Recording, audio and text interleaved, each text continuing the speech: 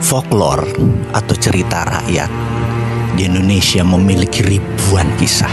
Dan folklore atau cerita rakyat itu sangat penting. Di dunia mungkin dikenal cerita Romeo and Juliet di Eropa.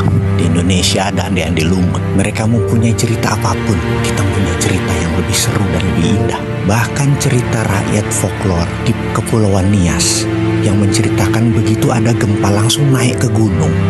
Setelah ratusan tahun dari mulut ke mulut cerita itu diceritakan. Hal inilah yang menyelamatkan waktu peristiwa tsunami di Aceh. Banyak korban sampai 200.000 warga Aceh. Tapi di Nias tidak terlalu banyak karena mereka sudah tahu cerita dari mulut ke mulut. Itulah folklore. Dan salah satu cerita rakyat yang selalu didengungkan oleh mbah-mbah nenek-nenek saya dulu ketika lagi tidur adalah cerita perintah Sunan Bonang untuk melaksanakan yang namanya sebuah perintah yang namanya Apati Geni, perintah mematikan api. Sunan Bonang tahu budaya api adalah dekat dengan budaya metal, di mana membuat keris, membuat peralatan metal semua menggunakan geni atau api atau dahono.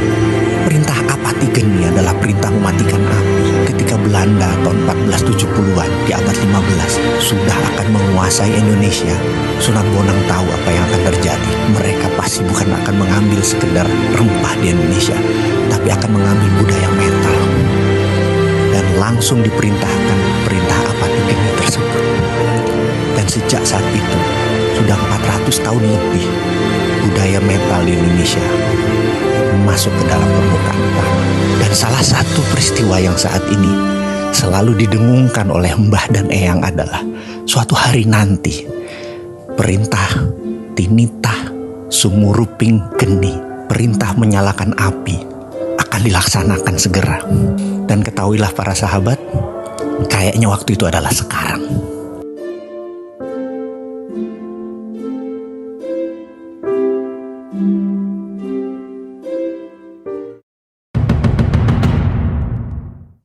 Di Pesarean atau tempat makam para sunan, tempat 9 wali selalu ada sumur. Bahkan di Kudus ada sumur Pitu, 7 mata air sumurnya. Lalu dalam dongeng cerita folklore dari mulut ke mulut dikatakan bahwa para sunan sewaktu mengislamkan Nusantara itu tidak dengan berperang atau terjadinya tumpah darah. Namun mereka menggunakan kekuatan ekonomi, berdagang, dan memiliki emas. Tersebut kisah yang dicatat dalam suluk linglung Pangeran Wijil bahwa para sunan itu menyendok tanah di dekatnya yang kemudian hari jadi sumur. Sebenarnya para sunan itu mengambil tanah tersebut lalu sebagai bahan untuk membuat harta dalam tanda petik. Apa yang mereka lakukan setelah itu? Mereka lakukan adalah memberi air dan merendamnya lalu diletakkan ke dalam kendi. Selang beberapa hari cairan tadi dipisahkan dan tanah tersebut dibakar menjadi solid. Dan benda yang dibakar tersebut merupakan ingot atau dore dengan kadar emas antara 14 sampai 22 karat. Yang dalam cerita turun-temurun ternyata cairan tadi adalah bakteria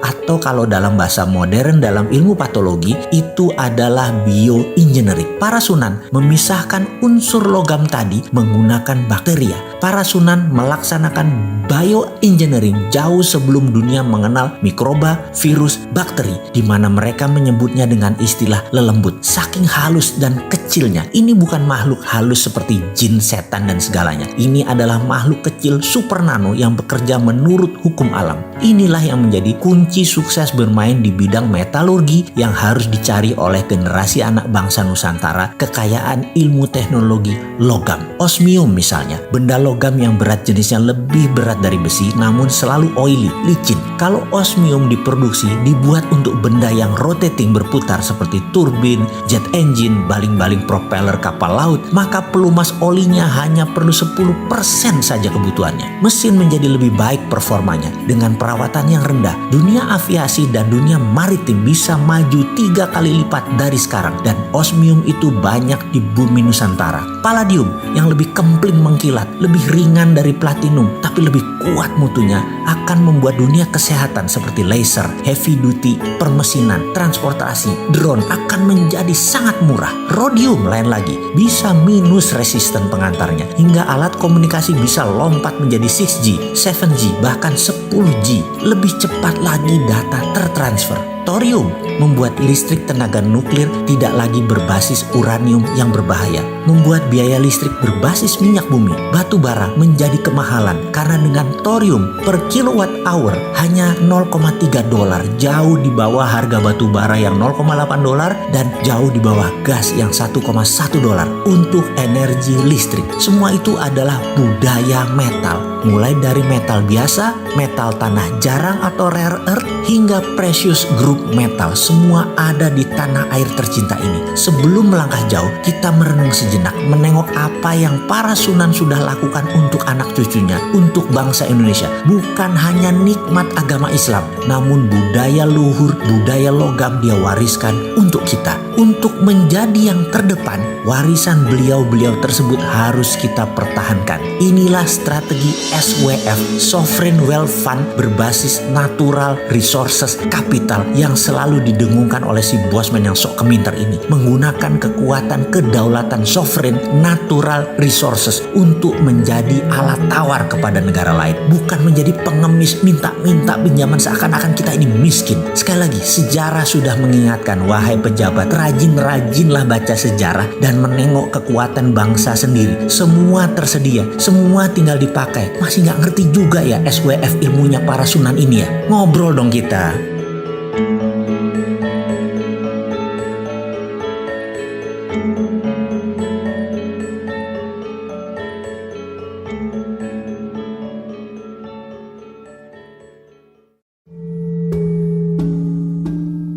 Kita menengok sejarah sebentar. Sebelum Kopernikus menyatakan matahari pusat semesta, maka dunia ini konstanta matematika dan fisikanya tidak pernah stabil. Tidak banyak penemuan yang jenius karena semuanya banyak yang belum pasti. Matematika dan fisika itu ilmu pasti, belum menjadi ilmu pasti saat itu karena konstanta bilangannya tidak stabil. Ketika Kopernikus memberikan pernyataan matahari pusat semesta, dia dipenjara oleh gereja. Namun sahabatnya yang lain, Leonardo da Vinci, terinspirasi. Dia menjadikan 0 patokan semesta di matahari dalam setiap perhitungan kalkulasi di dalam karya-karyanya. Membuat dia menemukan aha moment, yaitu semua mendadak menjadi pasti dan fix. Dia saat itu menciptakan lebih dari 6.000 paten karya-karya baru. Karena akhirnya ditemukan patokan tadi, membuat konstantanya konstan atau diam. Dunia menjadi terang, illuminate, karena akhirnya semua ada patok yang diam.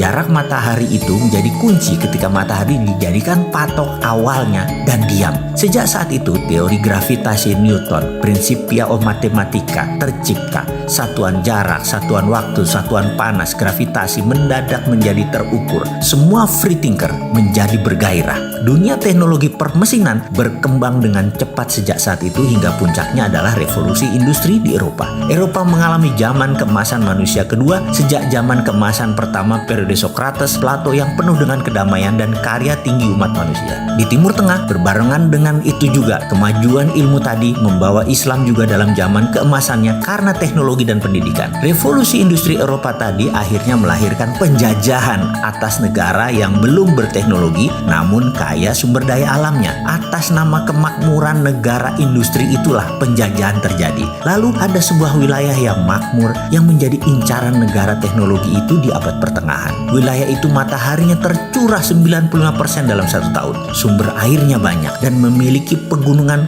vulkanik dan tektonik yang panjang yang setiap saat memuntahkan sumber pupuk yang subur. Penduduknya bercocok tanam dan nelayan. Pelautnya handal, pertaniannya sudah mengikuti musim serta sistem irigasi yang mumpuni dan juga punya budaya kesenian yang tinggi. Jika sahabat ingin tahu tingginya sebuah peradaban, lihatlah seninya. Eropa di masa jayanya, zaman Renaissance, alat musiknya terbuat dari senar, kayu bahannya. Biola, harpa, piano, drum. Drum juga dibungkus pakai kulit binatang. Bangsa Cina dengan kecapi, senar, suling. Lalu Timur Tengah ada rebana, gendang, India, suling, sitar, kayu, dan senar. Namun bangsa makmur yang namanya Nusantara telah menggunakan logam sebagai alat musiknya, berupa gong, gamelan, berbahan logam dengan nada pentatonik yang unik, tembaga, suasa atau mas muda, dan banyak lagi unsur logam yang digunakan dalam alat musik tradisional Nusantara. Di Nias, di Kutai, di Jawa, di Sulawesi, semua terdapat jenis alat musik berbasis logam.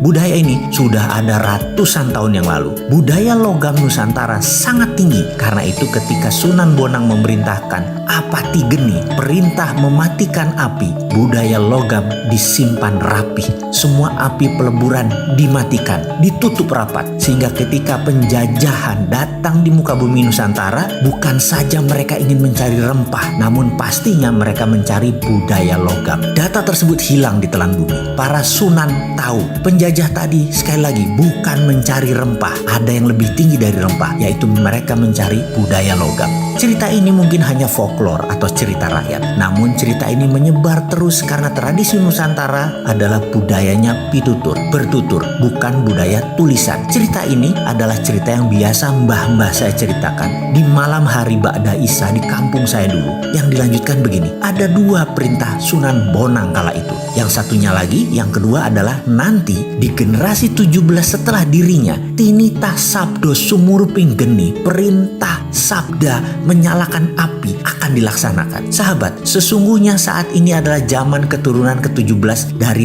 Trah Kasunanan. Jadi sekedar mengingatkan, waktu itu adalah sekarang.